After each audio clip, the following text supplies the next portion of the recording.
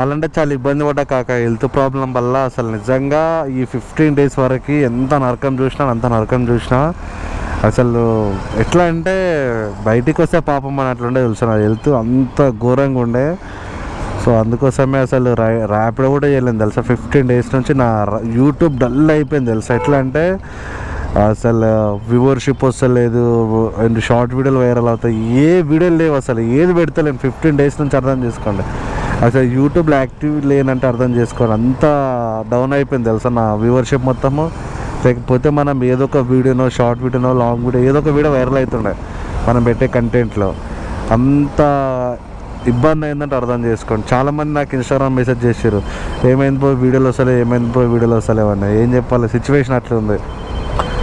Summer అంటే నాది ఎట్లుంటుంది అంటే, ఇప్పుడు వర్షాకాలం కానీ, చలికాలం కానీ, ఎండాకాలం కానీ ఇట్లా స్టార్ట్ అయిందంటే ఒక 15 to 20 days ఏదన్నా ఒక హెల్త్ ఇష్యూస్ వస్తాయి. అంటే వెదర్ చేంజ్ అయిన కిందకాలం నాకు హెల్త్ ప్రాబ్లం వస్తుంది, నాకు చిరాకు అనిపిస్తుంది.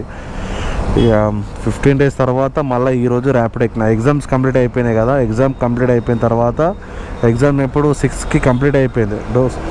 6th కంప్లీట్ అయిపోతే అంటే 7th రోజు నుంచి ఈరోజు దగ్గర 18th అంటే 6th అంటే దగ్గర ఈజీగా 15 days అవుతుంది కాక. చూసిరా అట్లుంది నా సిచ్యువేషన్.